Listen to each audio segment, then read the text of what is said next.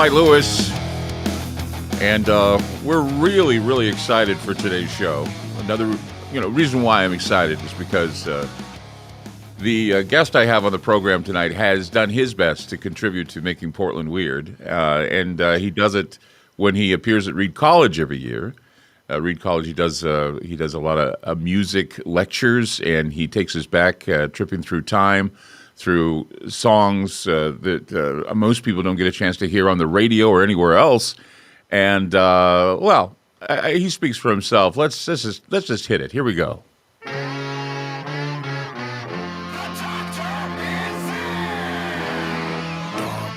Oh, yes. Dr. Demento is with us, and I am so excited to have him here. I mean, we've had him on my show, Ground Zero, over and over again because he always enlightens us with great music. He enlightens us with all kinds of strange and demented tunes. His latest album is called First Century Dementia, which is a compilation of a lot of old songs you'll never be able to find anywhere else. Well, Dr. Demento, welcome to Channel Weird, first of all. Thank you so much for being with us. Whoa! Wind up your TV or your computer or whatever you're listening on. Dr. Demento, thank you. Thank you so much. Good to see you again. Good to How see long you has it been? We haven't seen each other for 2 years. It's been Right. 2 years. It's too long. Thanks to that nasty COVID. Yeah, it's horrible. I mean, every year you come to Reed College and you do music seminars, and it goes to show you, when you do your music seminars, I'm always immediately astounded at the collection of music you have. How big is your music collection right now? Oh, it's the quality that counts, not the quantity, but it's well into six figures, 100,000 or 200,000 records, tapes, wire recordings, anything that can hold music. How far back does the collection go? Because I know that the compilation of this latest album, The First Century Dementia, goes all the way back to the 1800s. Do you have anything that goes beyond that? That's one of the oldest records I have. The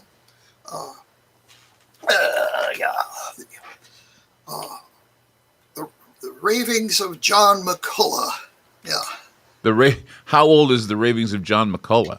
That was recorded, as far as we can tell, in 1895. 1895. I pressed on a little 7-inch record, playing at approximately 60 RPM. At 60 RPM? Yeah. Wow. It's the kind of record that generally they finally standardized at 78. Only in the 1920s did they get completely standardized. But it's the kind of record that we call a 78. That's amazing because, I remember back when I was a kid, my parents used to always, for some reason, they would collect 78 records. And I remember I had an aunt who worked at a radio station. It was KSL Radio, 50,000 watt clear channel station. It was in Salt Lake City, Utah. And they had these huge, I don't know how big, I mean, they're bigger than a pizza, these huge record albums, and they'd play them lower than 16 RPM, from what I understand. And they'd play them in reverse. Do you remember that from somewhere deep into your mind? They use those types of records? I don't know any slower than 16 back that far. Yeah. Well, I just remember that this would have been in the 20s or the 30s, I suppose. Yes, it was the 20s or the 30s, because they used 16-inch transcriptions. That was the standard size for radio programs back then. Right, before they had tape, before we had the arrival of tape. Yeah. So I mean, I think a lot of people don't realize just how amazing, or how music has affected us, and the different types of music. And I know that when I've attended some of your seminars, music that's influenced attitudes, both good and bad. I remember that one you did a while back talking about race, and how there was there was a lot of racial, I guess you could say, songs that today, if they were to be heard, they would be, I mean, you look back some 20 years and we wince at some of the things we did back then, but going all the way back to the time where it was obvious that we were dealing with inequality, it was obvious we were dealing with, I guess you could call it the mix here of both remarkable black artists and some of the other artists that would sing songs that, you're thinking, how did they get away with singing songs that were so racially, I guess, insensitive? Well, because America was more racially insensitive in those days. Yeah, I mean, I remember there was a song that I heard one time by Rudy Valley that I listened to, and I couldn't believe that a Rudy Valley song like that would be so popular with people. And you know, and you have a lot of the history of music and how it's evolved over time. And you know, that's why this album is so important and so vital, I think, is because it does go back and span from the 1800s to the 1920s. And what goes into selecting these songs? And I'm sure you have plenty of liner notes on this album. Yes. Yeah. It's here's the CD version, and of course uh, the the vinyl version is the same notes, only bigger. Right. And a few more pictures. Right. Exactly. And you know, you span a lot. I mean, let's give I would like to, you know, hear, or at least hear from you, why certain songs were selected, and tell us a little bit about some of the songs we'd be hearing from. Well, we looked for funny songs whose humor was at least moderately understandable and enjoyable by modern people who did not grow up in the 1930s or even the 20s or even the 1950s or 60s. You know, we wanted things that would appeal to people of all ages, rather than things that depended on intimate knowledge of those times. And of course, we also had to leave out a bunch of the racial humor, right, which is just no longer even passable. You shouldn't even talk about it these days. Yeah, I mean, I know that it's left for the seminars to look at the evolving nature of music and how it influenced people throughout time. And you know, when we're producing music on record albums in the 1800s, I mean, did they eventually, any of them, get airplay? I mean, did they eventually wind up on the radio? Well, radio didn't really become prominent in American homes until the early 1920s.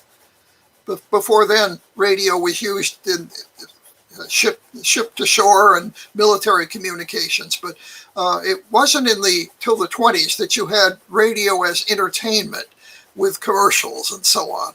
Right. And most of that was limited to a lot of the radio plays you hear and some of the old classic radio shows you hear. I know I grew up on a lot of those. Those became huge in the late 1920s, and especially in the 30s. You started getting comedy programs and mysteries and war stories and westerns and all kinds of things that were antecedents of the TV shows you have today. There were sitcoms as early as the 1930s.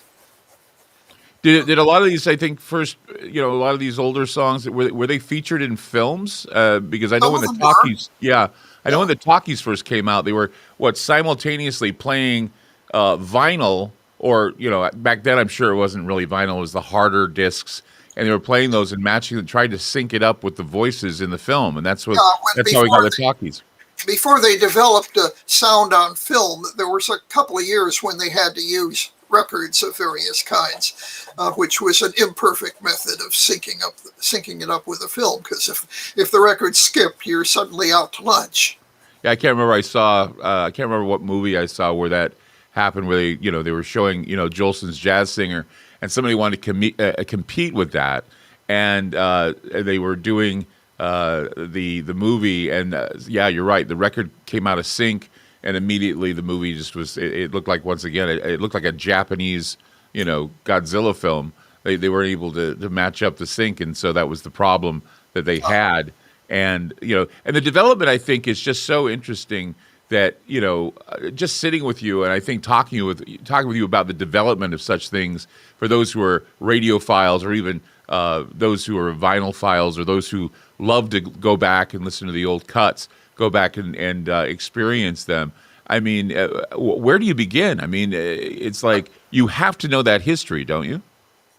Well, a little bit helps, but just begin with something that you discover and you like. You hear it on my show or hear it somewhere else, and you like something and you want to hear more of it, whether it's new or old. You depends. You can, of course, now you have the internet and YouTube.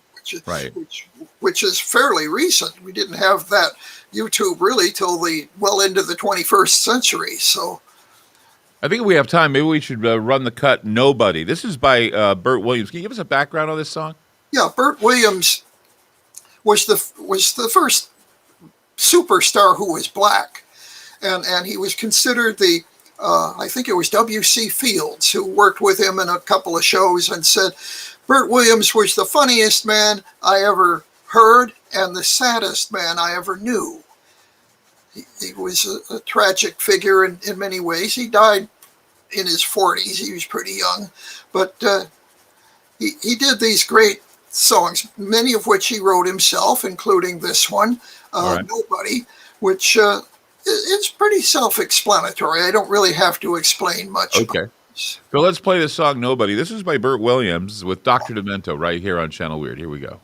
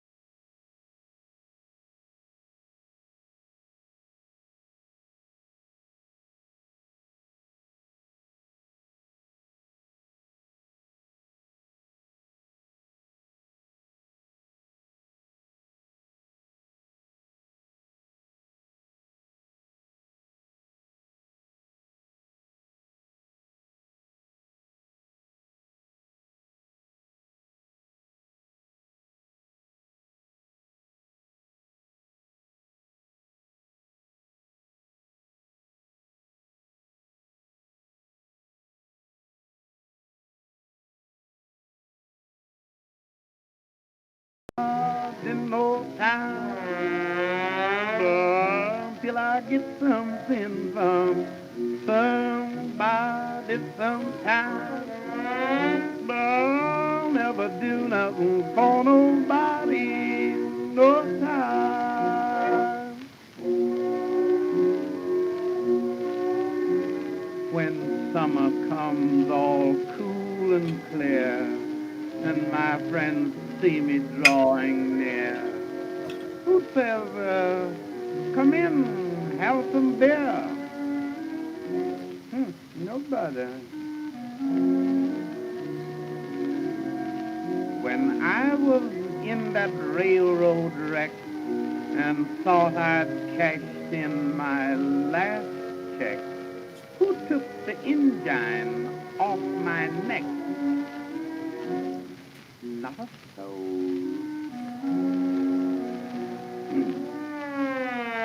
I ain't never done nothing to nobody.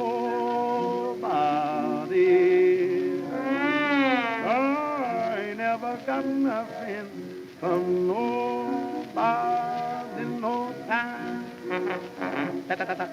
Till I get something from somebody sometime. I never do nothing for nobody no time.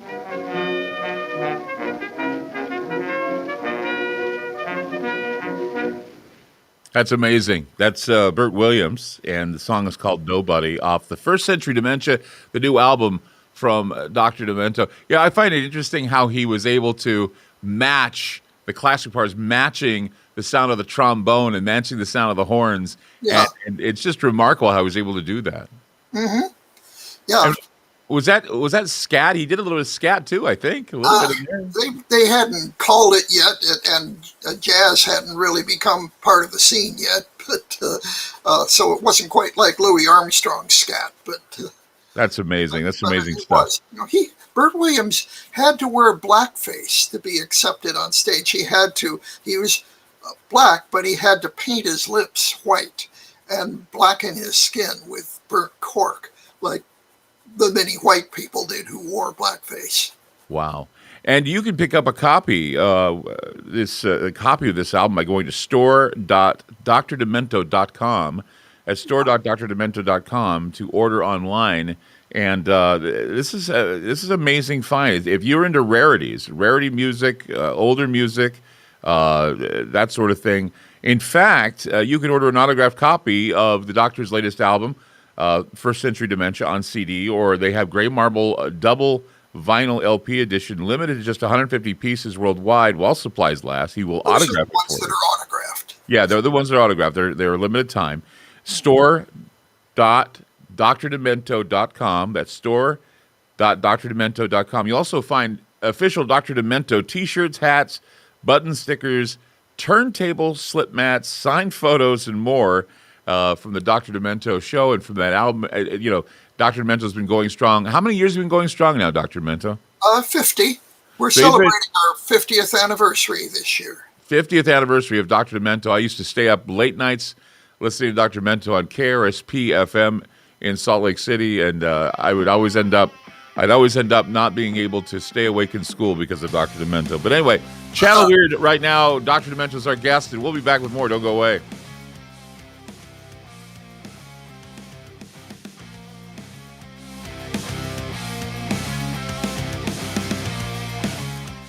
AncientLifeOil.com. That's AncientLifeOil.com. Are you stressed? I mean, who isn't? Anxiety creeping in? No, not that. Is sleep hard to attain because your brain just won't slow down? We're living in crazy times, and the fear knob has been turned up. Okay, there's an answer. Take a big breath, exhale, and go log on to AncientLifeOil.com. CBD, broad and full spectrum, organic and non-GMO CBD for you to enjoy. Change your tune from fear to calm, from brain overload to clear thinking. 0.003 THC on full spectrum and 0% THC on broad spectrum. Competitive pricing with the best quality. Also know everything is going to get better. No worries, be happy. CBD can help calm so your nerves don't think they're a 6-string electric guitar. Enjoy life, smile, and log on to AncientLifeOil.com for great CBD. That's AncientLifeOil.com. You'll be glad you did. Hey guys, it's Clyde Lewis. Have you ever wanted Ground Zero merchandise but didn't know where to go? Well, I want to let you know that we now have our own online store with such items as t-shirts, hoodies, decals, tote bags, and other exclusive specialty apparel. There's a secure and easy-to-use shopping cart for your purchases. Coming soon will be signed posters and coffee mugs available as we are constantly adding new items. So shop today at the official Ground Zero store by going to groundzeromerch.com. That's groundzeromerch.com. Following a disaster, your home emergency kit will be invaluable. Building a kit doesn't take long, and you'll be glad you did when disaster strikes. Here's a list of items to include: a first aid kit, battery-powered or hand crank radio, flashlight, extra batteries, an emergency whistle, cell phone with charger, cash and small bills, a local map with your family meeting place identified, food and water to last 2 weeks, garbage bags, dust masks, and seasonal clothing and footwear. Add prescription medications or any other important items unique to your family's needs. Once you've created your kit, check food expiry dates once a year and update seasonal clothing for growing children. If you have pets, make sure you have everything your furry friends need in an easy-to-carry grab-and-go bag. To learn more about preparing an emergency kit, visit mil.wa.gov/preparedness and get 2 weeks ready. Be sure to get your low-cost 2-week supply of food with a miraculous 25-year shelf life by going to preparewithgroundzero.com. It's a well-known fact that controversial talk show hosts have recently been censored and even banned on the internet by corporate and political interests.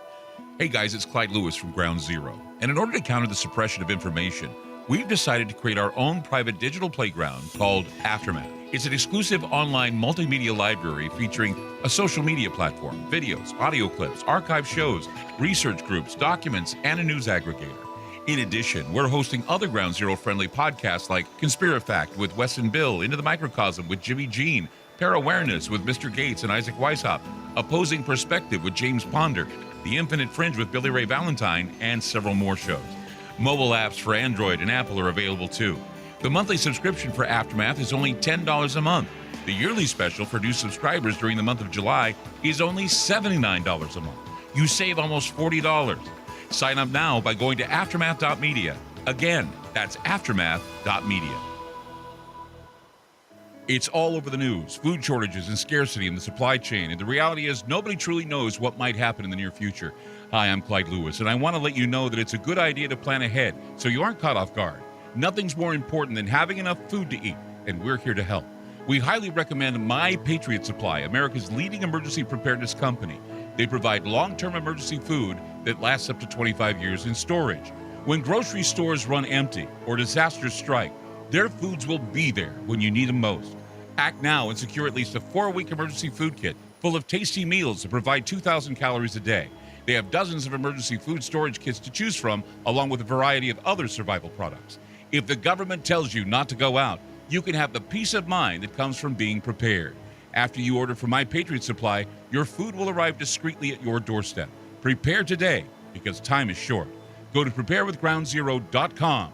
That's preparewithgroundzero.com.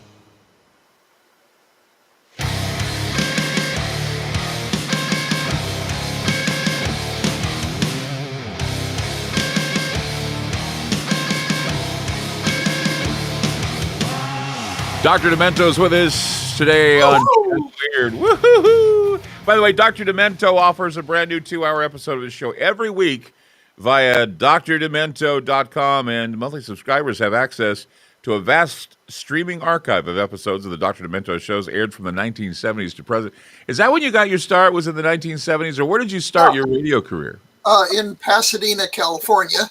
That's the first station I was on as Dr. Demento. Actually, I began my radio career at Reed College in Portland, but that was just the 10-watt FM station on campus. You could hear it about 3 miles from campus. Who was it that discovered that you had all these records and all these recordings that they would make for a great radio show? I mean, I know that a lot of people know you for the novelty records you spin, but they don't realize just how much of a music historian you are and how much a national treasure you have with, like you say, records and vinyl and tapes and all kinds of CDs that go into the 6 figures. Well, I built that up on my own for my own edification and my own pleasure, but it was a guy named Steven Seagal, not Steven Seagal, the actor, Steven Seagal, the DJ, who was a fairly prominent DJ on so-called underground FM radio in the early 70s. And they played all kinds of music, but mostly rock, and it was the only place you could hear Jimi Hendrix at first, was the underground FM station. So it started catching on big in the late 60s due to that. But so I started at KPPC, a station in Pasadena, California, in 1970. I started as a guest on Steven Seagal's show. Stephen was using the name the obscene Stephen Clean by that time, which gives you the idea of what kind of guy he is. And I moved with him eventually to KMET, which was a big, powerful FM station, which was the leading rock station in LA for most of the 70s. And I went along with it. So people would tune in to hear Led Zeppelin, and they get me. So the curiosity would be that, okay, they tuned in for Led Zeppelin, they got you. Yeah. And when did you start? I mean, I know that, as Dr. Demento, as I said, you're well known for your novelty songs. When did that start picking up? Because there was this time in history, I know when I was growing up, and when several of, many of the people who listen to my program or watch my program know that they grew up in times where, gosh, I remember K-Tel used to put out a record every other month, like, promoting Goofy Greats, or, my mommy told me not to put beans in my ears, or they're coming to take me away, haha. These songs were a part of Americana, our culture, that had been forgotten. That there was a time where DJs would spin these wacky records. What time period was that? I call the golden age of novelty records from 1956 to 1966. It started with songs like Transfusion by Nervous Norvus. Then came The Purple People Eater by Shep Woolley, which was #1 for weeks and sold multi-millions, and The Monster Mash by Bobby Boris Pickett. And the golden age of novelty records came to a climax with They're Coming to Take Me Away by Napoleon XIV, and who's still alive and well and living in Philadelphia, by the way. Jerry Samuels is his real name. But but that was something that nobody could quite top. You couldn't get any more demented, as I'd say today, with that. Then they're coming to take me away, and still have it be comprehensible and playable on the air. So nobody could top it for a while, and so novelty records kind of gradually faded away. Ray Stevens had The Streak, which was big in 1971. Guitar Zan, remember that? Yeah, I remember Guitar Zan. Yeah, Ray Stevens had a bunch of great novelty songs. Right. But the golden age had passed by the time he came along. He was kind of an exception. And then Weird Al Yankovic, of course, who I discovered myself and launched his career on the Dr. Demento show. Did Weird Al ever have a number one? Because one of the things I remember, and this is something that I didn't realize until I got into radio myself, was that Rick Dees had a number one song with Disco Duck, and they followed up with Disco-Rilla, I believe. Right. And but did Weird Al have any number ones in his career? Well, Eat It was number one on some charts. It was number one in Cashbox.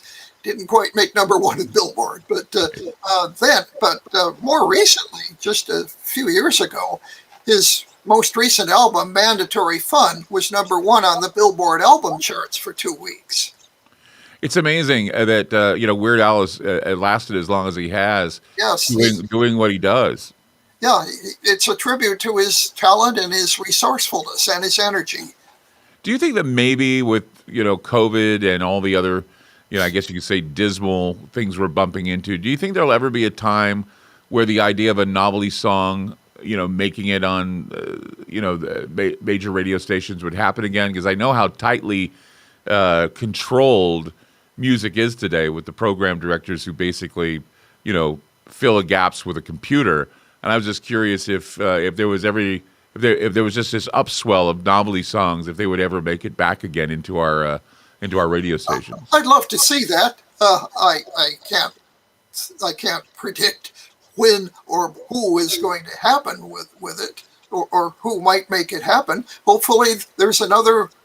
I don't want to say another Weird Al, but somebody else with equal talent, right, waiting in the wings. Weird Al is really a once-in-a-century time talent, I think, for right, how versatile he has been and how skilled he has been and how he managed to evolve and continue over time. Like rap music didn't exist when Weird Al started.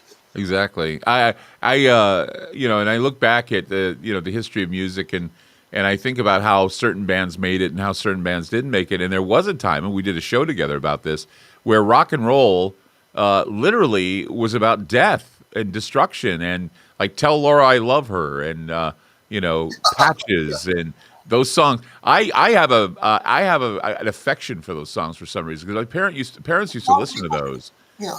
And it's like I think that Rhino came out with a record called songs about death, songs about he didn't come back to the prom or whatever, and they actually offered you tissues. It was like a record album that had tissue paper in it so you could blow your nose if you're crying because they were such sad tearjerkers. Yeah, those were big for about 2 years. 59, Teen Angel by Mark Dinning was the first really big one. And Tell Laura I Love Her was probably the best remembered. Leader of the Pack Right. by the Shangri-Las kind of fits into that too. One of my friends, I remember when I was a kid, we used to call the radio stations up all the time. And if you heard a song on the radio, you called up and you'd win it. And this kid stood by his radio because he wanted to get the song, oh, where can my baby be? The Lord took her away from me. She's gone to heaven, so I got to be good so I can see my baby when I leave this world. And I'm just thinking, this is such a dismal, sad song. Why would you want to have that? And I know it was covered by Pearl Jam, wasn't it? Yeah. Or Eddie Vedder, he covered it. Yeah, well, lots of,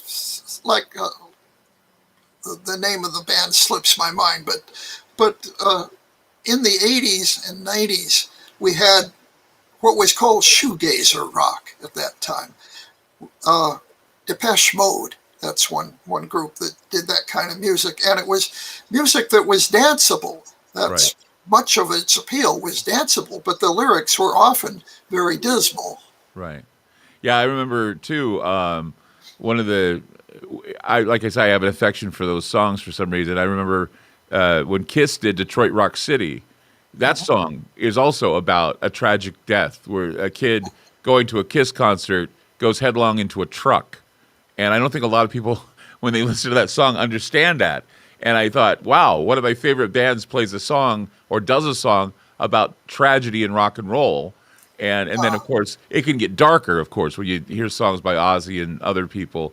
But music took that turn for a while. And like you said, for 2 years, some of the tearjerker songs come out like that.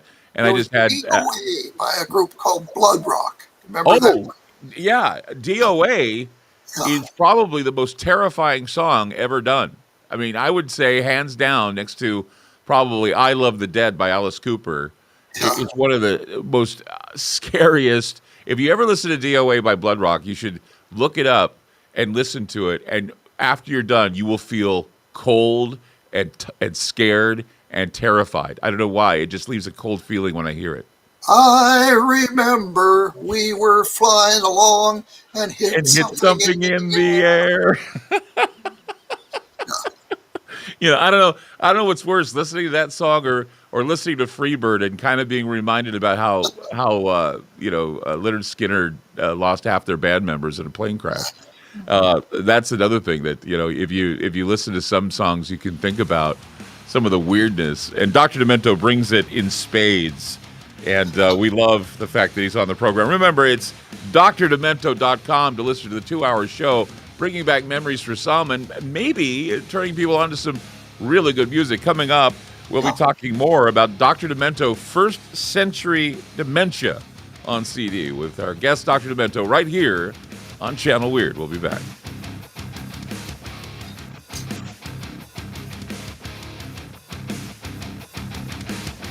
AncientLifeOil.com. That's AncientLifeOil.com. Are you stressed? I mean, who isn't? Anxiety creeping in? No, not that. Is sleep hard to attain because your brain just won't slow down?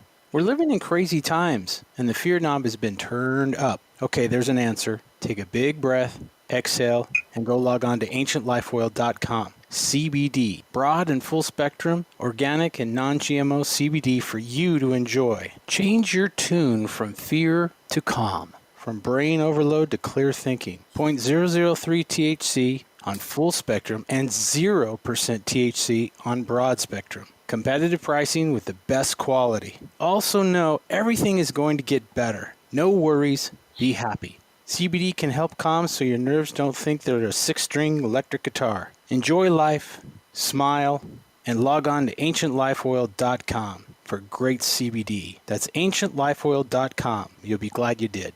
Hey guys, it's Clyde Lewis. Have you ever wanted Ground Zero merchandise but didn't know where to go? Well, I want to let you know that we now have our own online store with such items as t-shirts, hoodies, decals, tote bags, and other exclusive specialty apparel. There's a secure and easy-to-use shopping cart for your purchases. Coming soon will be signed posters and coffee mugs available as we are constantly adding new items. So shop today at the official Ground Zero store by going to groundzeromerch.com. That's groundzeromerch.com. Following a disaster, your home emergency kit will be invaluable. Building a kit doesn't take long, and you'll be glad you did when disaster strikes. Here's a list of items to include: a first aid kit, battery-powered or hand crank radio, flashlight, extra batteries, an emergency whistle, cell phone with charger, cash and small bills, a local map with your family meeting place identified, food and water to last 2 weeks, garbage bags, dust masks, and seasonal clothing and footwear. Add prescription medications or any other important items unique to your family's needs. Once you've created your kit, check food expiry dates once a year and update seasonal clothing for growing children. If you have pets, make sure you have everything your furry friends need in an easy-to-carry grab-and-go bag. To learn more about preparing an emergency kit, visit mil.wa.gov/preparedness and get 2 weeks ready. Be sure to get your low-cost 2-week supply of food with a miraculous 25-year shelf life by going to preparewithgroundzero.com. It's a well-known fact that controversial talk show hosts have recently been censored and even banned on the internet by corporate and political interests. Hey guys, it's Clyde Lewis from Ground Zero. And in order to counter the suppression of information, we've decided to create our own private digital playground called Aftermath. It's an exclusive online multimedia library featuring a social media platform, videos, audio clips, archive shows, research groups, documents, and a news aggregator. In addition, we're hosting other Ground Zero friendly podcasts like Conspirafact with Wes and Bill, Into the Microcosm with Jimmy Jean, Terror Awareness with Mr. Gates and Isaac Weishaupt, Opposing Perspective with James Ponder, The Infinite Fringe with Billy Ray Valentine, and several more shows. Mobile apps for Android and Apple are available too. The monthly subscription for Aftermath is only $10 a month. The yearly special for new subscribers during the month of July is only $79 a month. You save almost $40. Sign up now by going to aftermath.media. Again, that's aftermath.media. It's all over the news, food shortages and scarcity in the supply chain, and the reality is nobody truly knows what might happen in the near future. Hi, I'm Clyde Lewis, and I want to let you know that it's a good idea to plan ahead so you aren't caught off guard. Nothing's more important than having enough food to eat, and we're here to help. We highly recommend My Patriot Supply, America's leading emergency preparedness company. They provide long-term emergency food that lasts up to 25 years in storage. When grocery stores run empty or disasters strike, their foods will be there when you need them most. Act now and secure at least a 4-week emergency food kit full of tasty meals that provide 2,000 calories a day. They have dozens of emergency food storage kits to choose from, along with a variety of other survival products. If the government tells you not to go out, you can have the peace of mind that comes from being prepared. After you order from My Patriot Supply, your food will arrive discreetly at your doorstep. Prepare today, because time is short. Go to preparewithgroundzero.com. That's preparewithgroundzero.com.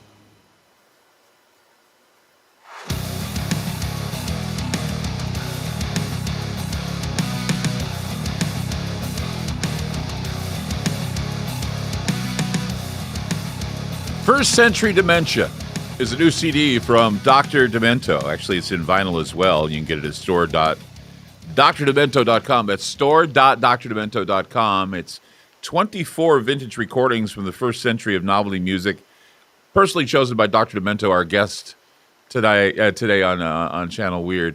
So, okay, I was thinking to myself that every year, classic rock stations do the countdowns. They do the top 100 to number one for New Year's. And every year we wait for the number one song, and it's either a Led Zeppelin song or a Pink Floyd song.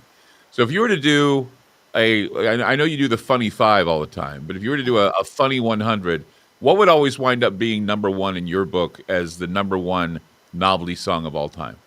Well, it's Fish Heads by Barnes and Barnes. Neck and Neck at Times with Dead Puppies by Ogden Edsel. And number 3 would be They're Coming to Take Me Away, which is from 1966, was made before there was a Dr. Demento show. The two I just mentioned were probably inspired in part by the existence of the Dr. Demento show. Well, that's great because it's one of those things I've always wondered about, because I would always, I had to stay up for the funny 5. And it was like, I wanted the funny 5 to hurry up and get done so I could get some sleep, but it never happened. But still, it was worth every moment to stay up and listen to the funny 5. Now, let's go back a bit to old songs again. Now, am I mistaken in thinking that the song Shaving Cream is one of the oldest tracks you play? Yeah, that was probably written sometime in the late 30s, first recorded in 1946. And I often play the original recording. And you did your own version as well. And I did my own version as well, yes. Right, because Shaving Cream was one of those songs that I learned at camp. We were singing it in camp, and then when I listened to the Dr. Demento show, I realized that this is a classic old song. Yeah, it was originally a party record when it first came out. It was thought to be something that you could never play on the radio in the 40s. Of course, the radio was considerably more strict at that time in terms of content. And I've used before Into Fuhrer's Face on some of my montages, and that's Spike Jones. Yes. And, how far back does Spike Jones go? I mean, of course, that's the time of World War II, but that was another favorite of mine, listening to some old Spike Jones music when I was listening to the Dr. Demento show. Can you explain a little bit about Spike Jones? Yeah, well, he's from Long Beach, California, and he grew up in the 30s and he was a drummer. He was an expert drummer. He could play jazz and swing, and and he plays on the Bing Crosby's original record of White Christmas, though you can barely hear him. He's Right. in the background. But anyway, he became famous or well known in Hollywood anyway, as a studio musician, and then decided to gather up some friends in the studio, some drinking buddies, and make some funny songs. And they thought that they'd compete with the Hoosier Hot Shots, which was, they were from Indiana, and they were considered to be rubes, yokels, hicks, and they enjoyed having that image. So Spike Jones became Spike Jones and his City Slickers, which was started out as a rural term for people from the city who tried to sell stuff to the poor farmers. So anyway, Spike used that name facetiously. Der Fuhrer's Face was his first big national hit, 1942, during the war. And yeah, that's 2 came in 1944. And then, of course, the career just amazing. Some of those songs. I mean, see, those were the things too which brings us back to the album itself. That those were some of the highlights of the Dr. Demento show. Where during that show, I mean, sure, you had all of the wonderful, Dombly songs were, like you say, in that time period, They're Coming to Take Me Away and all that. And then all of a sudden, Spike Jones comes on, or some other tune that you're listening to it and you really listen carefully to it. And you're like going, wow. Here's a song from the album we want to play called "Oh, How I Hate to Get Up in the Morning." Now, this song is by who? And give us a little background of that song. Arthur Fields was his name. Arthur Fields became known during World War I for recording lots of topical songs, just like Washington crossed the Delaware, General Pershing will cross the Rhine, was one of his. But one that's kind of endured because it became popular again during World War II when Irving Berlin, who wrote the song himself, recorded it. But it's something that everybody can sympathize with, whether they're a soldier or have ever been in the military or not. My mother, who hated to get up in the morning, always used to sing that, "Oh, how I hate to get up in the morning." My mother would sing that around the house if she had to get up too early. Well, let's play that. Let's play this song. It's "Oh, How I Hate to Get Up in the Morning" off the Dr. Demento First Century Dementia. Let's listen in.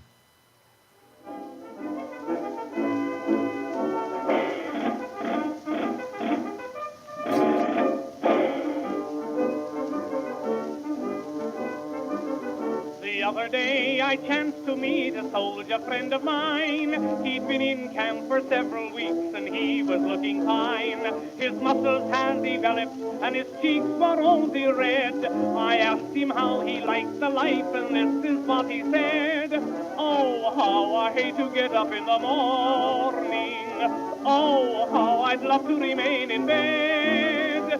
For the hardest blow of all is to hear the bugler call. You've got to get up, you've got to get up, you've got to get up this morning. Someday I'm going to murder the bugler. Someday they're going to find him dead. I'll amputate his reveille and step upon it heavily and spend the rest of my life in bed." A bugler in the army is the luckiest of men. He wakes the boys at 5 and then goes back to bed again. He doesn't have to blow again until the afternoon. If everything goes well with me, I'll be a bugler soon. Oh, how I hate to get up in the morning. Oh, how I'd love to remain in bed. For the hardest blow of all is to hear the bugler call. You've got to get up, you've got to get up, you've got to get up this morning. Someday I'm going to murder the bugler. Someday they're going to find him dead. I'll amputate his reveille and step upon it heavily and spend the rest of my life in bed. Oh, how I hate to get up in the morning. Oh, how I'd love to remain in bed. For the hardest blow of all is to hear the bugler call. You've got to get up, you've got to get up, you've got to get up this morning. Oh boy, the minute the battle is over. Oh boy, the minute the foe is dead. I'll put my uniform away and move to Philadelphia and spend the rest of my life in bed.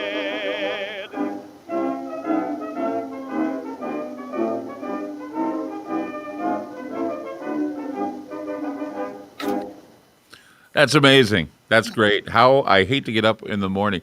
Okay, so this may be a silly question, but okay, when I was a kid, you'd hear that da da da da da da da da da da da da da da. You'd hear that in cartoons all the time, especially ones dealing with like Bugs Bunny in the military or Donald Duck in the military or whatever. So is that the real lyric? You got to get up. You got to get up. You got to get up this morning. Or was this where it originated? What's that? That's the words Irving Berlin. The tune is from Reveille, the bugle call. Right. Irving Berlin set those words to it. Okay, because I remember too. You're in the army now. You're never behind the plow. You're digging a ditch. You son of a bitch. You're in the army now. And I remember I didn't know the words to that song because I remember a cartoon where they actually beeped out that one part, because they didn't want anybody to, it was the Hayes office wouldn't let them put that on a cartoon. Well, not son of a bitch. No, not at all. But they wouldn't have it in a cartoon. But those are some things that when I was raised as a kid, we took for granted were in the cartoons, but we never knew. I think we never knew the origination of them all. And I think if you wanted to find the actual compilation or the actual music, give it a name, you wouldn't be able to unless you had this album. I mean, you wouldn't be able to know where you could find some of these tracks that we've grown up with, but we've never really been able to put a name on them. Yeah, well, you used to be able to buy records of bugle calls of the military. Yeah, I remember when we first met, we were talking about military songs. We were talking about Sergeant Barry Sadler and the Green Beret song, because I was curious. I heard a rumor that the government bought up all the songs so that we could have it number one on the charts, but apparently it sold really well during the Vietnam War. Yeah, a lot of people liked it. Yeah. I wasn't a huge fan of it at the time, but a lot of people liked it. It was a good song. Yeah, I was very surprised.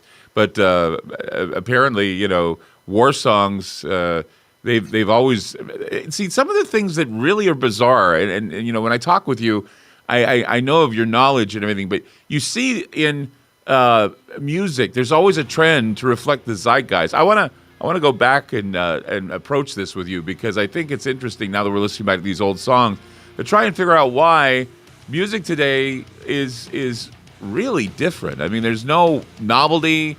There doesn't seem to be any rebellious songs anymore. It's all complacency, I think. I don't know. We'll talk with Dr. Demento about it.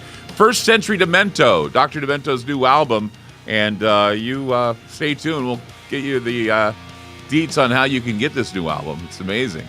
Right here on Channel Weird. We'll be back.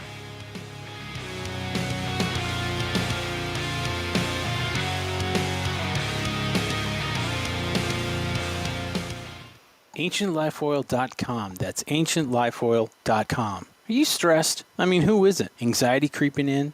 No, not that. Is sleep hard to attain because your brain just won't slow down?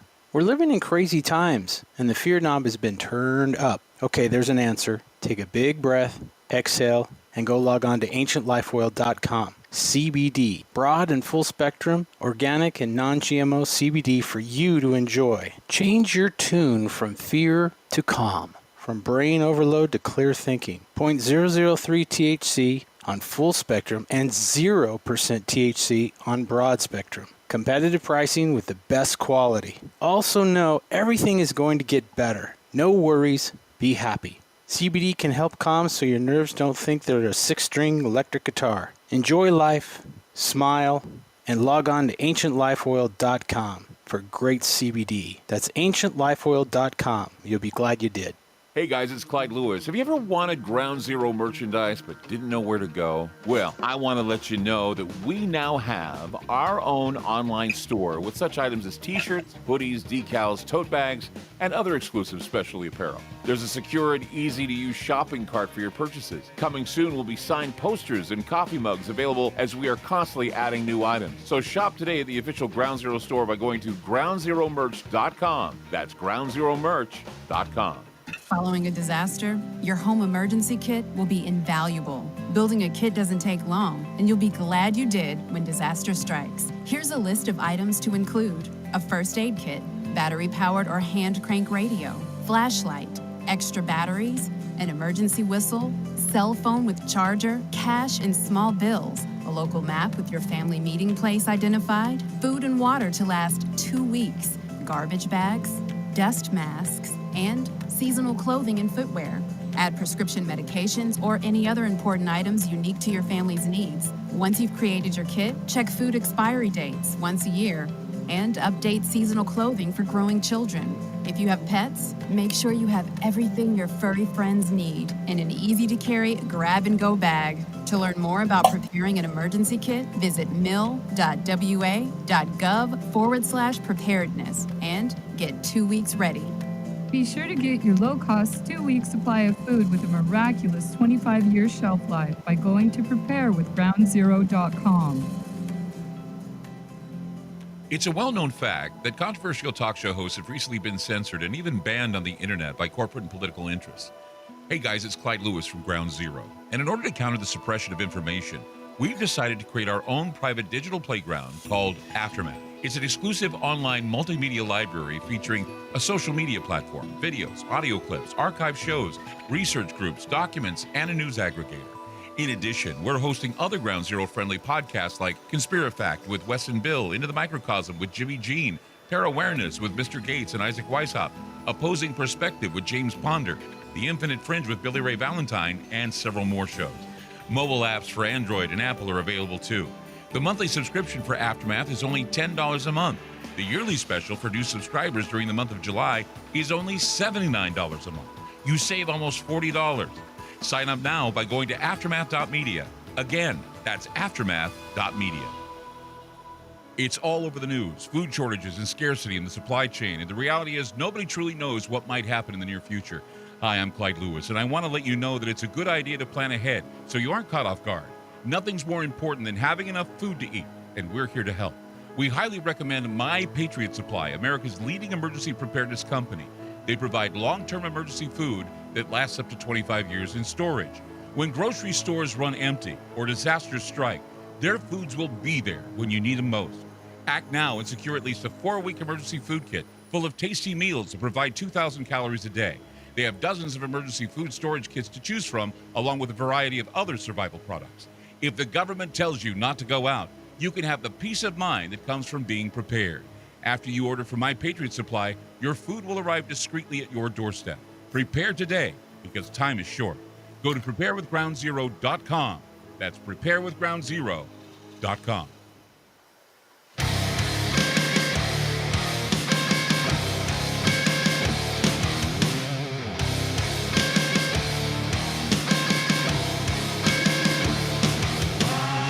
Dr. Demento is with us on Channel Weird. Dr. Demento, First Century Dementia on CD, and a stunning gray marbled double vinyl LP edition. Limited to just 150 pieces worldwide while supplies last. You can get exclusively at store.drdemento.com. The autographed album is limited to 150 pieces, so you got to get that today by going to store.drdemento.com. You'll also find official Dr. Demento t-shirts, hats, buttons, stickers, turntables, slip mats, signed photos, and more demented goodies available. I was going to say, as I was going into the break, something that every time I have a conversation with you, every time we do a show together or something, I always walk away saying to myself that I am so lucky to have a variety of music in my life, thanks to you and other people who have brought it into my life. And I'm having right now a musical relationship with my stepson as he's introducing me to hip hop and to rap. But one of the things I said to myself one time is he going to be listening to this for the rest of his life? Because it seems to me that everything is a variation on rap or hip-hop, and there never seems to be this variation anymore where it's just strict one particular genre or another. I remember for the longest time growing up, it was always with me. It was either I listened to my parents' country music or their old oldies music, or I'd listen to new rock and roll, and anything from Led Zeppelin to Kiss records. So there I was listening to all that when I was a kid, and of course now I'm getting my education in hip hop and my education in rap music. But where do you think the trends are going to go? Because I mean, there has been word that rock is dead, that it really isn't any really big new rock bands coming upon the scene. What is your outlook on the future of music? Well, hip hop is now 40 years old, and it has evolved over the years. And if I knew where it's going to go next, I mean, I'd be the wealthiest man in the world. But so I can't really say. But hip hop from the 1980s sounds old school, they call it, but almost antique compared to the latest. Because it keeps changing all the time, so it's still a dynamic form, just as rock and roll was for many years, and country has evolved too, and R&B. All music that is alive, especially as favored by young people, it is continued to evolve, and nobody. It's going to be a surprise what the next big thing is. It could be happening right now somewhere, maybe in Portland, Oregon. But yeah. Well, speaking of Portland, Oregon, and speaking of why you make Portland weird is because that's where you got your start, was at Reed. Yes. And, it's been a while. And like I said, when I first talked to you before we went on the air, that I miss you and that, Portland misses you. That when you go to Reed College, it's such a remarkable event, such a fun event. What I think is interesting is you up there doing a whole seminar and a whole lecture on punk rock. I remember going to that one. It was an amazing thing because we were one of the diehard punks. To the bitter end when I lived in Salt Lake City, Utah. We were, that's why they did the SLC punk movie, is because punk rock really didn't die off that much where I came from. But having it come back in such a way with you talking about it, and of course you did some golden oldies and all kinds of great stuff. I mean, really golden oldies. So when and how are we going to be able to capture those lectures again? Are you doing virtually, or are you going to come back to Reed eventually? I hope to come back to Reed eventually. They have reunions, which are only for college graduates, but we have Paideia every January, and hopefully we'll have it live and in color and in person next January. So, and I hope to be there. Time will tell, but I sure hope I can be there and contribute some more. How long did how far back do we go with the Reed College lectures that you've done? I mean, how many years have you been doing these? I did my first one actually in 78. Yeah, that's the first one I ever did. I did them regularly. I've done them regularly since 1994. Except for the pandemic year and one other year, I didn't miss a year from 1994 until just recently. And of course, you still do a brand new episode of your show every week at drdemento.com. Yes. How is that going for you? Oh, it's going great. Yeah. And how do people listen? Is it like a live feed or is it a subscription feed? I mean, what do people have to do to listen to the shows? Subscribe to it. It's not live, but I produce it usually on Thursday, and the show goes online Saturday, so it's pretty up to date. So do we get to see or hear some of the classic Dr. Demento? Yes. I remember I inherited a number of the old vinyl that used to send to some of the radio stations because one of the morning team that I worked with in Salt Lake at KLZX Z93, they brought over some of the Dr. Demento stuff because they even submitted songs. A guy by the name of Robert Lund, who I used to work with, would submit songs to you. Yeah. He's an amazing writer. He had 99 Words for Boobs. That was a great song that he did. And I think he's responsible for that song, Ding, Fries Are Done, Ding, Fries Are Done. And I worked with him, actually. And he would submit a lot of great songs to the Dr. Demento show. And so they kept some of the albums that you had them on, and I inherited some of them when when the morning show moved itself to a country station. So I think I then gave them to another great music aficionado, Kerry Jackson, who does a morning show now in Salt Lake as well. Okay. So it just seems to be the legacy here. I mean, I just want to be able to say, just like I think you do, that you're handing to generations some of this great music that these gems that are going to be forgotten. And I think that's why it's so important that people get your album, Dr. Demento, First Century Dementia, because it is the legacy being handed down and the inspiration that I think codifies the culture. And I think that we need to be more aware of some. I'm a big history buff, so I think even music history is worthy of exploring. Yeah, well, don't forget Dr. Demento Covered in Punk, my second most recent album, is still very much available on Demented Punk Records, available from drdemento.com.store, like the other one. And that's punk, became a whole genre to itself, which changed and evolved and broadened. And there's punk country and punk R&B and punk disco these days. It just became very fresh. Covered in Punk is an amazing album. I've listened to that album over and over and over again. For those of you that don't know, Covered in Punk is the Dr. Demento song, some of the most famous Dr. Demento songs revisioned in punk. And Yes. It's amazing to listen to. Yeah, you'll see the cover up above my head on top of the bookshelf there. There's the cover of Dr. Demento Covered in Punk. But the top 10, I do a top 10 last Saturday of every month, and the number one song this time, because it created the biggest buzz, though it's not really a funny song. Not at all. It's called Racist Sexist Boy by the Linda Lindas.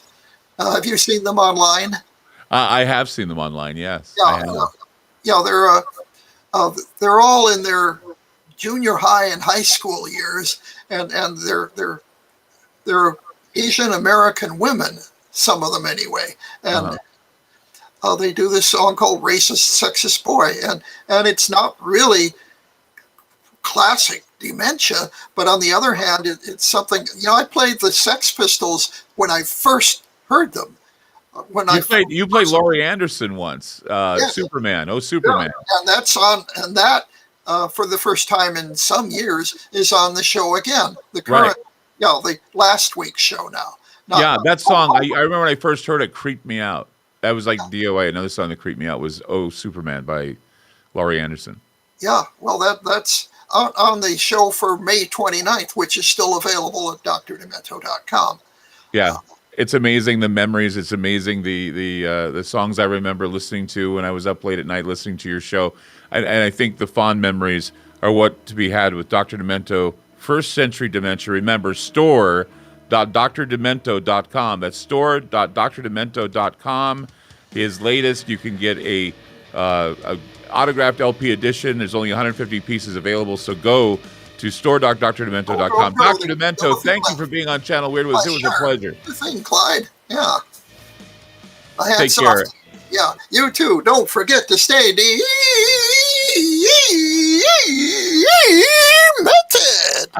Thanks, Dr. Demento.